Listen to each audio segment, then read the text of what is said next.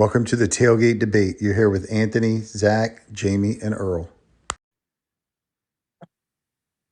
All right. Hey, what's up, fellas? So we're back. Finally had the first weekend of college football underway. But before we get into reviewing the couple games that were worthy of watching, I had to go to the booth review on some of the stuff that we talked about in our last episode. So, Jamie, you had mentioned in the last episode that the woman that sued McDonald's when she got burned by the coffee was 40 or 50 years ago. And then I actually said she burned her hand because the coffee was too hot. So I went to the booth, and the year that she burned her hand was 1992. So it was 30 years ago. And she didn't burn her hand. She actually burned her private parts. So she had the coffee cup in her lap and it spilled and then required surgery. She had third-degree burns. But here's the thing. So when I was reading the article, she didn't sue McDonald's for millions of dollars. All she asked for was medical bills of $20,000. They offered $800,000. She sued for medical bills, but the jury awarded her more than that. So that was the whole story on that. So 30 years ago, she sued, won, and that was the deal on that. The coffee was 190 degrees. And McDonald's had multiple complaints about the coffee being too hot already. So they did know that that was a problem. The second thing was, you said that Oregon was one of the first people to be sponsored by Nike. That's actually inaccurate. Miami was the first team to be sponsored by Nike, and that started in the 80s. And then Miami actually switched over to Adidas, I think, in 2012. So just a couple of booth reviews on that to make sure that we got the right information to follow up from last week. You guys want to go any more in depth on that, or are we good there? No, I'm good. I think the Oregon, obviously Nike headquarters is in Oregon. I don't know if you want to fact check that right now while we're doing this, but Nike. Well, first of all, the term fact check, you can throw that shit right out the window. I can't stand it, but go ahead. If you want to booth review it, go ahead and do it. But Nike, it's in Oregon. Oh, it's in Beaverton. Good job. So yeah, I think obviously I did say that Oregon was the first to have a Nike deal, but really what I meant is Oregon was the first team to kind of have all the crazy uniform combinations and kind of make that a thing for college football. And then I don't think I ever said that the lady burnt her hand. I said that. Yeah. You said it was 40 or 50 years ago. Yeah, I mean, you said it was 30, so I'm okay with 40 or 50. It's a all right. So you still want to argue this, even though I just went to the review and gave you the right information? I'm not arguing. I'm just saying I think we're a little nitpicky with the booth review, but I nitpicked myself too, dummy. But she ended up winning $3 million off that lawsuit. Yeah, she only asked for $20,000 though. She's wanted that for medical bills. Yeah, but so I have two questions. What did you said she burned her private parts. Like, is that $20,000 worth? Apparently it required pretty extensive surgery. They said that she actually almost died. Yeah. She was an older woman. She was like 70 something years old. Yeah. I mean, I don't think age matters in this situation. No, it burnt her thighs or down in her lap area. So it burnt her private parts. Go ahead. My second question is, what's the normal temperature, suggested temperature for coffee? See, I was going to look that up, and then I said, fuck it, I'm not going to. So I don't know. Well, it's our first booth review, so I guess there's learning. So the booth review is just to clarify what we did wrong, and I just did. Google says 140 to 160. But you should be prepared for follow-up questions if you're going to sit here and booth check or booth review people. So let me ask you a question. Why are you getting so sensitive? I said that where I was wrong too. I called you out for what you did wrong. I called me out for what I did wrong. So the booth review is to make sure the right information gets out there to all the viewers that we got. No, I'm not like upset or anything. I'm just saying I said 40 or 50 years, speaking loosely, and you're like, it was 30. And then is that the invitation? It was 30. Is that what I said? I think it's a little, I don't know. Obviously 30 years is the correct answer and 40 or 50 was wrong, but yeah, so let it go. That's the end of that story. Basically what I'm saying is you can suck my balls. The brewing temperature is 195 to 205. Temperature to drink is between 120 and 140. There you go. So 50 to 60 degrees too hot, they gave it to her. Hey, listen, this isn't a coffee show. It was just want to make sure we got the right information, and we did. This sounds like you're being a little bit sensitive, but I'm not surprised. That's what you young guys do. So you want to explain how you're not that wrong? Okay, we got you. So the games from the weekend. So the first game, I was pretty excited for college football. Oh, that was the third review, and it was on me. So a couple of shows ago, Jamie, you said that this was week 0, and I said that it was actually week 1. That week 1 was going to last 9 days. So I also took that to a review. I didn't really take it to a review. They said it on TV yesterday. So I was wrong. It was a week 0, and it was stupid. So week 1 actually starts Thursday.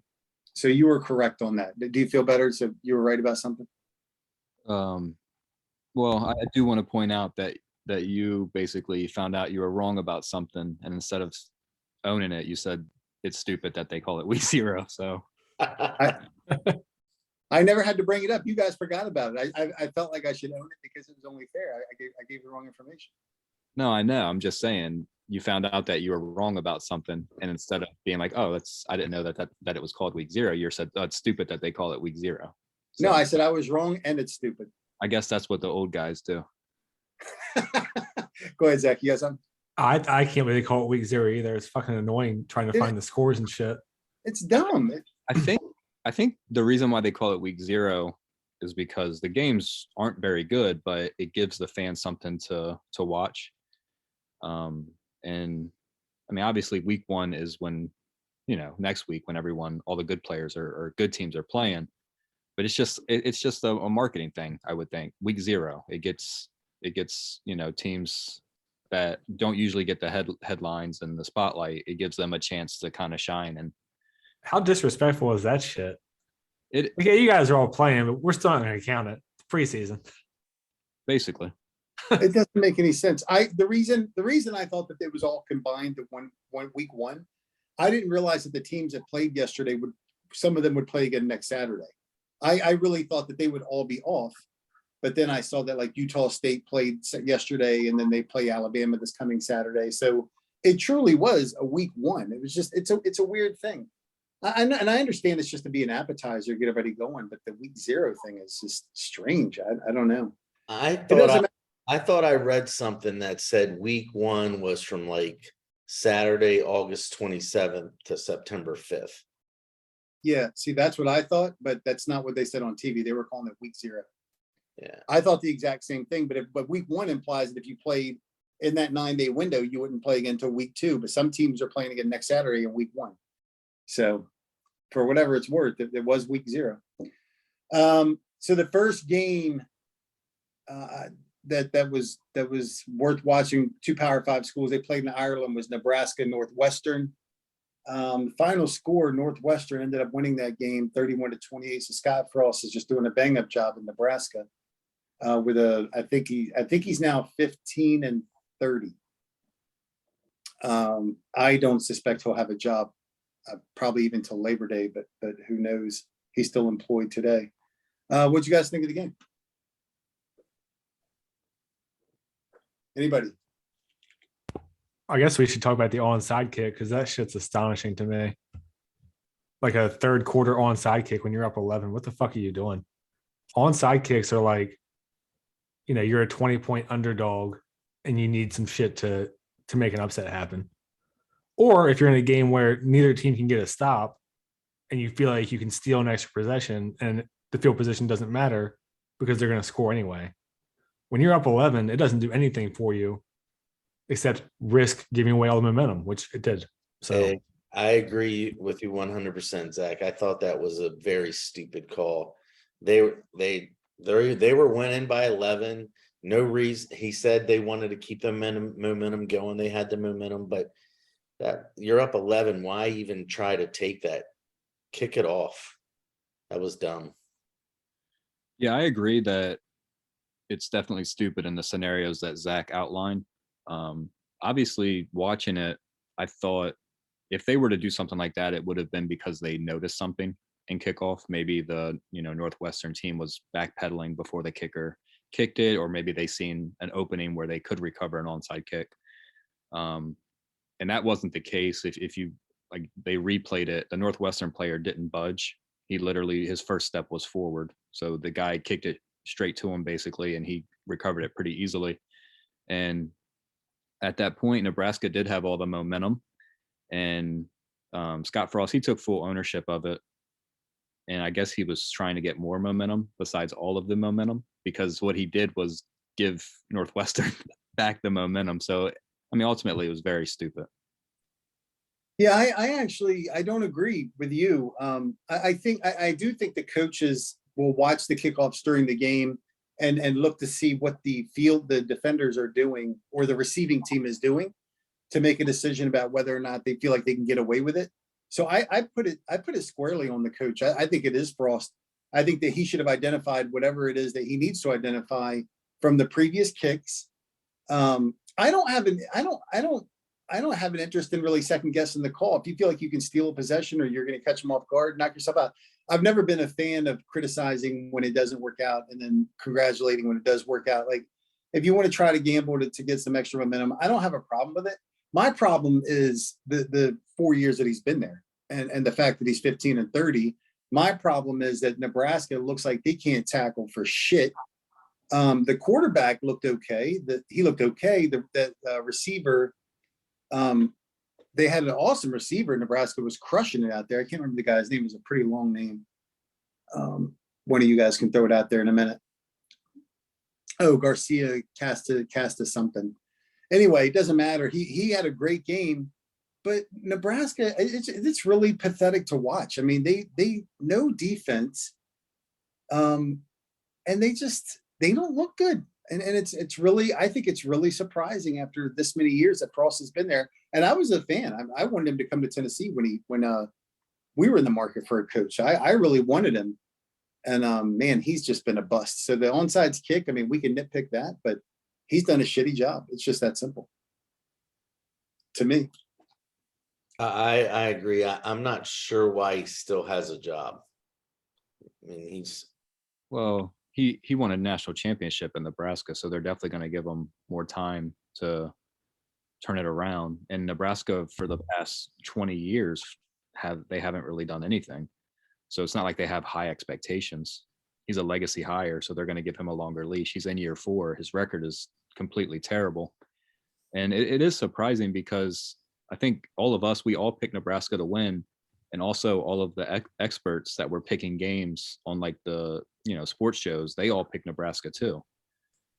So it's very strange that everyone was super high on Nebraska and they've always just been terrible. Whereas Northwestern, they've at least, I mean, they're not a very good team either, but at least I think in the past 4 years, they finished second in the Big Ten, or they've been to Big Ten championship games. So, in recent years, they've had more success in the Big Ten than Nebraska.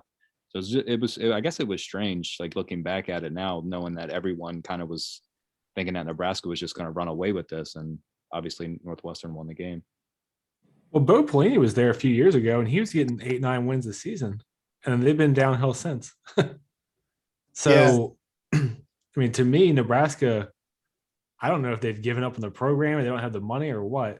But the dude, I'm looking at it now, he's going 4-8, 5-7, 3-5 during the pandemic year, and then 3-9. Like, he got worse than 3-5. That's fucking pathetic. So yeah. I don't know. I can't imagine like such a traditional program just letting a coach chill with 3 wins a season and not making a move. Yeah, I agree, Zach. I didn't mean to cut in on you there, but I don't agree, Jamie, with the expectation. I think they do have high expectations in Nebraska. I think that the fans there still remember the glory days. I know I certainly do. And so when I pick Nebraska, when there's no games been played and I'm looking at Nebraska Northwestern, I'm picking the team that historically I would say is the team that I would expect to win. But that's clearly not the case anymore. Nebraska is a bad team. Northwestern was not good last year. And so I know that they've had some success over the, here and there over the last few years, but they weren't good last year. And I don't think, I'm not positive, but I don't think they're expected to do a whole lot this year. I don't think they're supposed to be very good. So this was a bad outcome and a bad look for Frost. And it was two teams that I thought just looked like complete shit, and Northwestern looked less shitty at the end. Yeah, Northwestern was 3-9 last year. Nebraska was 3-9. They're both terrible teams. Yeah. Yeah. Northwestern wasn't very good last year, but the year before they played in the Big Ten championship, so they've had more recent success than Nebraska. Yeah. Yeah. I mean, I would say last year's more recent than the year before, but Yeah, but Nebraska hasn't done anything. I hear you. I hear you. Out 8 or 9 win seasons. I mean, yeah, I guess that's good, but they haven't seen a Big Ten title game in quite some time. I don't think they've ever been to one. I don't think Nebraska's been competitive since they joined the Big Ten. And also, Somebody you were might saying, want to you were saying talking about judging the call just because it didn't work out about the onside kick. I think it's stupid if it did work out. If they get the onside kick and score and win, whatever 34-17 or whatever, I still think it's a dumbass decision. Like, to me, that's an indication of just being a stupid ass coach. I mean, I know they all have they all have calls that people think are bad or whatever, but that's when I just will never understand. Almost as much as like the draw play from your own 20 with 5 seconds left in the half. Except the onside kick is worse because it actually matters. I mean, I- you're up by 11. You're up by 11 points, and you're giving them good field position if they don't make it, and it will make it a close game again. It just didn't make sense. Well, that play changed the entire game. Yes. From that moment, Nebraska just kind of folded. Their team was actually playing, at least their offense was playing pretty well in the first half. And then in the second half, the receivers' balls were just bouncing off their hands and they weren't helping their quarterback out. So, and their defense the entire game was just not very good. Yeah. Yeah, it was a bad showing. I suspect Cross will be going here pretty quick. I hear you, Zach. I mean, I guess for me, I just don't. I feel like that's what the coach gets paid for. Like if you're up 11 and you really think that you can put the game out of reach with an onside kick, destroy their morale, score one more time. If you really feel like that's the move, I just don't have a problem. That's what he gets paid the money for, whether it works or doesn't work. My thing is just that, like they kept saying on the graphics or the commentators kept saying, well, he's lost 30 games, but 20 of those have been by one score. I could fucking care less. Like, I don't give a shit what the yeah, that was my bad. I was trying to look up whether or not Nebraska had been to a Big Ten title. Mute your tabs, bitch. Huh? Mute your tabs. Yeah. So anyway, I don't know. I think that's what you get paid the money for, to make those decisions. When it doesn't work out, it doesn't work out. And it didn't work out, but I think he's got to go. I don't really care how many games he's lost by one possession. The fact is that he's losing every 2 for every 1 he's winning. And 3 games a season. I mean, every coach in the country really would have been gone last year. So it's confusing why he's still there. I think he renegotiated his contract, and he also put like a clause in his contract where he could be fired, and the responsibility to Nebraska is less than it would have been. So I think they were considering getting rid of him, and he just made it a little bit easier that if he doesn't have success or turn it around, that it'll be a lot easier for Nebraska to get rid of him and also save some money. Yeah, I mean, I think they should get rid of him. But as far as Nebraska long term is concerned, because we were talking about their tradition, I think they're just fucked, because their recruiting used to be top notch, but then every other school around them that they could recruit from, or every state around them, those schools started recruiting too, and their talent is just not there. I mean, they have Ohio State up to their northeast, Oklahoma and Texas south of them. I mean, even Iowa to the east. All the California schools are, trying to take care of their own recruits. Oregon, so they just don't have anywhere to pull from. Nebraska is not a football state, So I think long term that they're in trouble regardless of who they hire, but they should still get rid of him just for being terrible. Yeah, there's not a whole lot more there to talk about. He's done a miserable job. Another game that I kept, Florida State we mentioned, be nice to see them in action. They took care of business the way that they should have. And then North Carolina, that was an interesting game. I don't know if you guys checked in on that or not. But I didn't think they looked good. They ended up winning pretty handily over Florida. I think it was Florida A&M. But I thought there were some really concerning things. I thought the Carolinas looked just like they always do. The quarterback looked pretty good. Offensively, they were able to move the ball, but they cannot play defense for shit. It was the exact same North Carolina team that I've seen for 5, 6, 7 years now. Can score some points, can't stop anybody. And against a team like Florida A&M that had 25 players ineligible for yesterday's game. I know. It was shocking to see that they were moving the ball the way that they were against Carolina. Did you guys watch it? What'd you think? Yeah, I watched it, and that was my same kind of takeaway from it, is that I was surprised that Florida A&M was scoring so much, and kind of, I mean, the game wasn't really close. There was never a chance that North Carolina was going to lose or they were in danger, but the fact that Florida A&M was able to score touchdowns and move the ball, it was a little concerning. I did think that the quarterback, I mean, it's his first year starting. I'm not sure if he's a freshman or sophomore, but he looked pretty solid.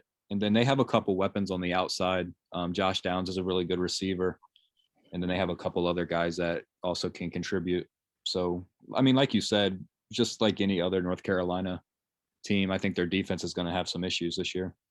Florida they had 2 big plays. I mean, I thought 2 of their touchdowns were from big plays that normally, you normally don't get 2 big plays like that.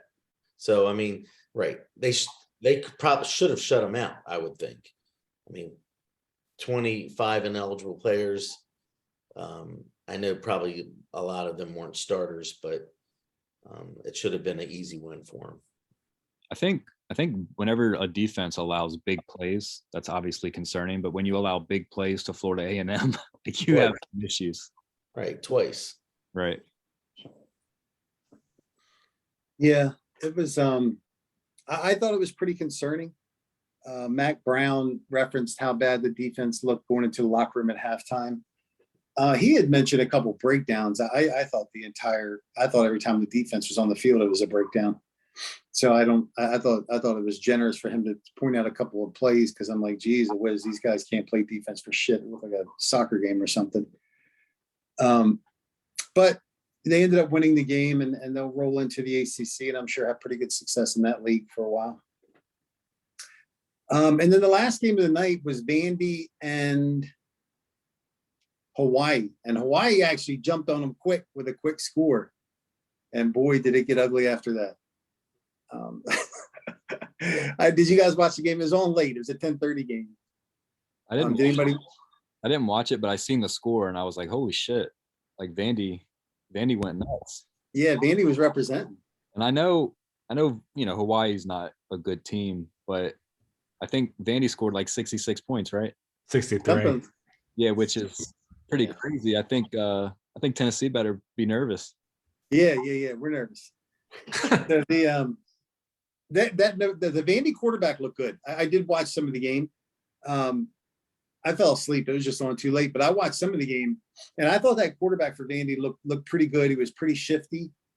He was throwing some nice balls. So I do think that Vandy, I think they're going to be in some games this year. I don't think they're going to win a lot of games, but I think they're going to be in some games. I think they're going to be able to score some points. But I mean, I still think they're going to end up with 1 or 2 losses. I mean, wins. But they should look better than last year, at least. Yeah, it looks like they're improving, but they're still Vandy. And like Hawaii's terrible, so I wouldn't take too much away from week 0. Yeah, I'd be more concerned about Hawaii than more positive about Vandy. Right. Fucking Vandy might have scored more in that game than they will all season. They were just trying to get as much as they could. Trying to work on their average. Yeah. You guys are such assholes. This is going to be probably the only opportunity you have to give Vandy a compliment. You guys won't do it. You're just going to shit on Hawaii. That's cold-blooded, man. We already called week 0 the preseason. Vandy belongs there. Yeah, I'm gonna give them their credit. I thought they looked pretty good, and to put up 63 points, it's still good. It's still better than what Vandy was doing last year. So good for them. I don't know. So I was shocked to see the score. I thought they might lose when Hawaii scored that first touchdown. I'm like, whoa, these guys might be in a little bit of trouble, but they weren't. So overall, what do you think of this week 0 thing? By the way, I'm trying to. You guys heard my speaker go off.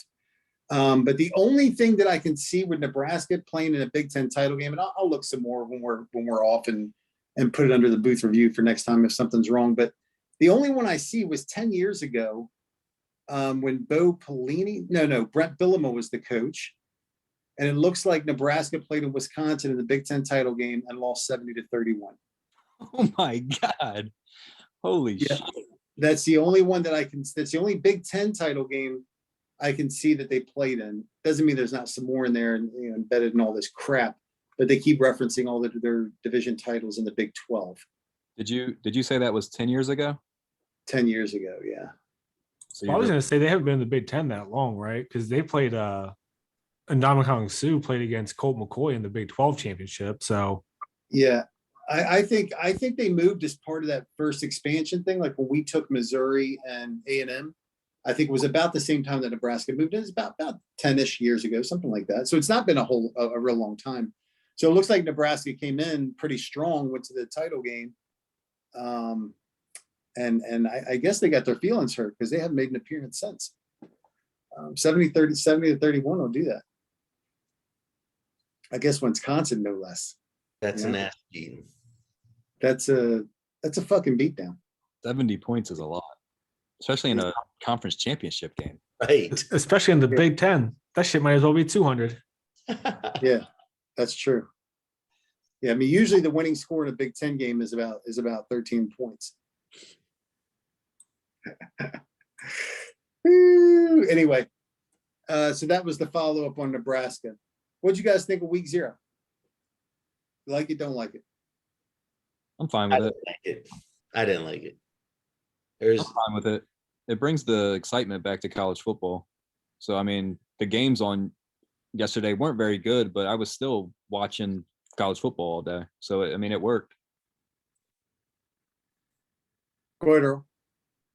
no, it didn't interest me. I mean, if even Nebraska, Northwestern, Big Ten, so what? They're bottom of the barrel. No reason to turn it on. I mean, even just nothing. No good. That was a really good game. I mean, the teams that were playing weren't very good. That was pretty evident, but the game was a good game. And until the ending, I thought the ending was pretty shitty. That guy just completely whiffed on the catch and Northwestern gets the pick and the game's over. I was hoping to see at least a little bit of a drive at the end, but it was a good game, I thought. What did you think, Zach? You like it? Not really. I mean, you put a bunch of irrelevant games before all the big ones. It's good football's back, but beyond that, I couldn't care about a single one of those teams. Even Florida State and North Carolina, who will both be 500 in the ACC, which is abysmal right now. So, Yeah. I mean, I'm hoping the Thursday night games I like. Yeah. I mean, it's weird because it's usually the kickoff on Thursday night. You kind of get, you're sort of wrapping up the work week and you start off with the Thursday night game and you get ready for the weekend. It was strange. I have to admit, it really didn't feel like football season. It felt very preseason-ish to me. So while I was glad to be watching football, it felt a little bit different. Not quite like football was really back. And then I don't know. I did like that. They did a whole Bobby Bowden. So there was a rain delay for the Florida State game. They did a whole Bobby Bowden special during the rain delay, and I really did enjoy watching that. I didn't know that Bobby Bowden was dead, so I was really bummed when they got to the end and he was dead. I'm like, holy shit! I didn't know he died. Talking about college football, but he liked the special on Bobby Bowden. They could put that on anytime. Well, it was a rain delay. Yeah, they did put it on anytime. They picked a rain delay. It was listen. I really liked Bobby Bowden, and I was pretty bummed yesterday, even though he died a year ago. I just found out. Yeah, I don't think that was meant to be a surprise ending, but I guess it was for you. It was. It's He like, died. Yeah, he died because we Notre Dame opened their season last year against Florida State, and then that was the first game that they played since he had passed. So I guess he died right before, a couple months before that game. Always have to bring up Notre Dame, doesn't he? He does. He Yes. does. We're so He's- connected. You literally can't talk about anything without mentioning Notre Dame. It's crazy. We can talk about a lot without mentioning Notre Dame. You know what we can talk about is teams being overrated. You want to mention Notre Dame with that? Yeah, we can. But I wanted to say you mentioned that you didn't like it didn't feel week 0 didn't feel like football. It felt like preseason, and I felt like that before though. But it's usually when Notre Dame, like my team's not playing on that day. But lucky for you, Tennessee might be included in week 0 next year. So we'll see. Yeah. Listen, I could see the setup on that joke coming a mile away. Very unimpressive. You didn't like setup the delivery? there. There's never, I mean, I didn't like the setup. It was too transparent. You got to be a little more discreet than that. Try to catch somebody off guard. You know what I mean, you guys are playing on week 0.5 because you're playing on Thursday. There's no week 1 kicks off on Thursday, stupid. Just like the NFL. But we all know college football is the day for college football is Saturday. So playing on a Thursday night, you know. I hate it. Yeah. I hate it. I hate it. But look, as long as we go out and take care of business, doesn't matter what day of the week it is, W still counts. So we got to get out there and take care of business. Guys favored by against Ball State. 30. I probably 130. Yeah. That's Right. what I'm saying. Isn't it like 42 or 50 or something? I honestly have not even looked at the line, the spreads yet. Have you guys looked at the college football odds yet for week 1? I did not. Let's look I at I don't know. The only spread that I know is that Notre Dame is a 17-point underdog. I did see that they're a 17-point dog to Take Notre Dame in the points. That's Ohio State. my betting advice. You're taking Notre Dame in the points? We definitely cover 17. Definitely. Yeah. I mean, I think we're going to win the game, but it's definitely going to be, we're not going to lose by more than 17 if we lose. We're a 34-point favorite over, 32 and a half over Ball State. We're giving up 32 and a half. Here you go. You guys like the points or Tennessee to cover? Ball State. You would take Ball State? Tennessee to cover. Nah, Ball State. They're from Indiana. Okay, I'll bet you on that. You want to bet on that? There he goes, right back to Notre Dame. I'm not going to bet money on Ball State winning or keeping a football game close. So no, I'm good. They could lose by 31. That's not close. And then you would win. There's no scenario where I'm taking money out of my pocket and trusting Ball State. Is never going to happen. So you're just running your mouth? That's what we do on here. Are you new to this? Am I new? This is episode 5, sir. You should know what's going on. Oh, yeah. Thanks for the update. I appreciate you the count there. So what are you going to do now that you're out of fingers? Oh, you got another hand. Got 2 feet too. Yeah, that's true. Yeah, by the time we get midway through the season, you won't know what the fuck's going on. I do got a question for you. Are you going to show up for the first recording after Notre Dame gets shellacked? Are you showing up for that game? Question. Are you showing up for that show, for that recording? Yeah, I haven't missed a show. I'll be here. Okay. If Notre Dame wins, I just ask that the intro to that next show is the Notre Dame fight song. I tell you what I'm gonna do. I'm gonna make the Notre Dame intro to the next episode, not this one, but the next one when we do our picks. I'll make Notre Dame the intro for you, since you guys are the marquee matchup that week. I'm gonna make Rocky Top the outro since we're the Thursday night game. I like that, but I'm also requesting that we get some kind of Notre Dame shout out in the episode following the game after we win. I'll tell you what we'll do. We'll record and you can shout out all you want. How's that? We'll figure it out. Yeah, I mean, listen, let's not act like the whole world's going to be excited if Notre Dame pulls the upset. It's still just you on here. Are you kidding me? Here? That'll be the biggest football story in college football in week 1 if that happens. In week 1, and then we go to week 2. Okay, I'm just saying that's a huge deal. If Notre Dame wins that game, that's a huge deal. It will be a big It's a deal. huge deal to Notre Dame fans. Yes, go ahead, Earl. I know, I think it is a big deal. It would be the most talked about game. But I do think if they win, you should play the fight song. We're playing it before they even play. We'll give them a little bit of love if they win. Okay, that's even better. Look at that, Jamie. We'll give them some love if they win. I mean, look, I'll be shocked. The one thing that every analyst, even the ones that aren't Ohio State fans.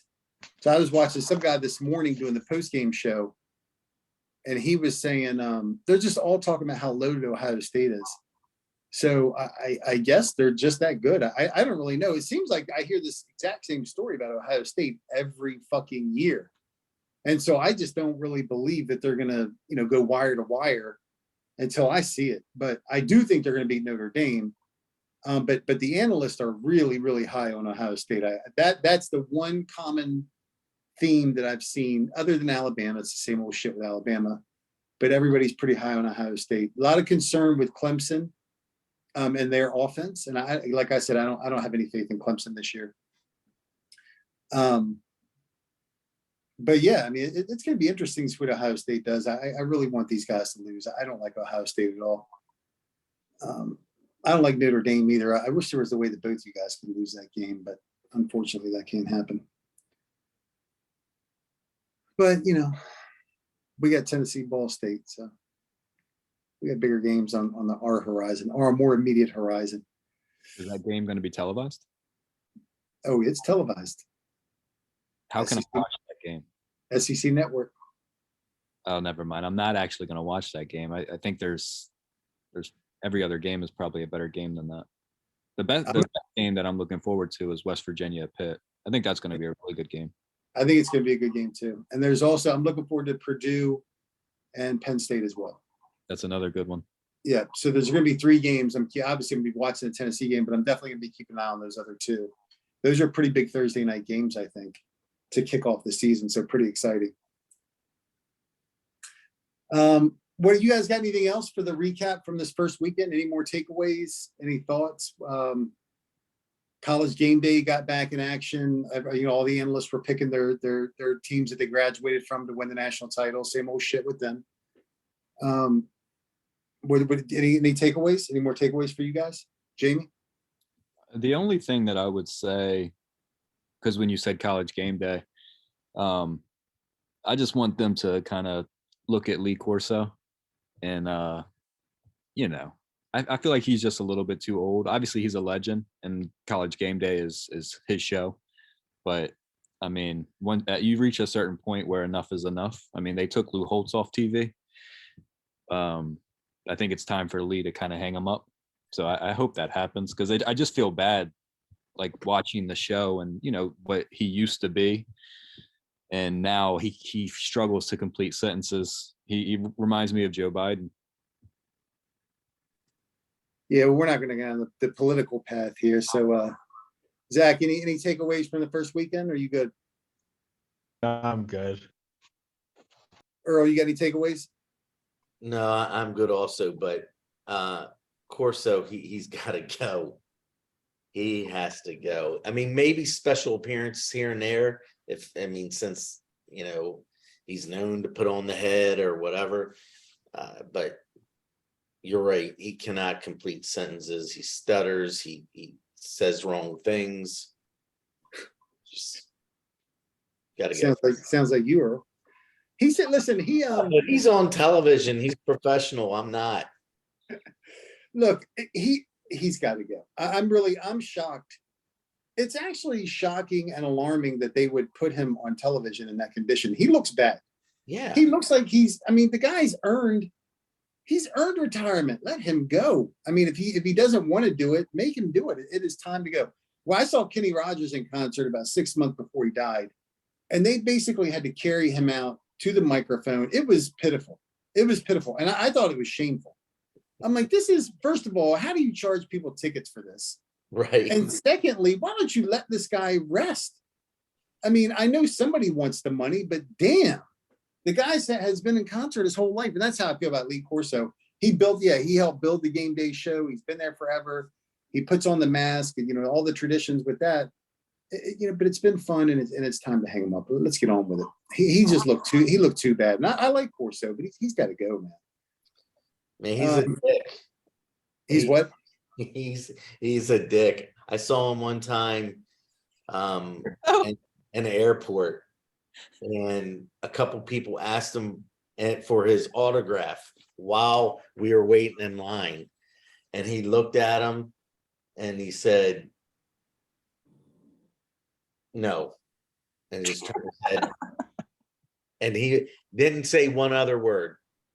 And then I was in line with him behind this line for a while. Another person came and asked him. He ignored him, didn't even look at him. He's a jerk. He was a jerk. Was that Yeah. Was that Lee Corso or was it Magic Johnson? It was Lee Corso. I know the difference. Thank you. You constantly have run-ins with celebrities. I do. I travel a lot. Was that the purpose of the story? Was to flex, or do you really think Lee Corso? Is that a flex? You said it. I was surprised when you said Lee Corso is a dick.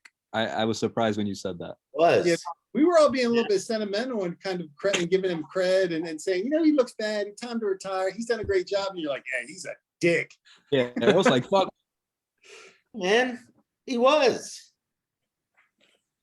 He's a grumpy old man. I mean, whatever. Man. I thought he looked rough like 8 years ago. So How long ago was this, Earl? Probably 5 years ago. Okay. Yeah, 5 or 6 years ago. A lot of those guys are dicks, but some of them are pretty cool. I can tell you right now, I saw when I went to the Virginia Tech Miami game, probably 8 years ago, maybe something like that. David Pollock and Jesse Palmer were coming into the stadium, and they were trying to hurry. You could tell that they were getting ready to do their broadcast, and it was close to game time. I mean, I was literally walking in, so it was clearly close to game time. And these guys were rushing, and there were a couple of young people that stopped them and wanted autographs. And they told them, they said, look, we got to get on the air, but we'll take a couple minutes.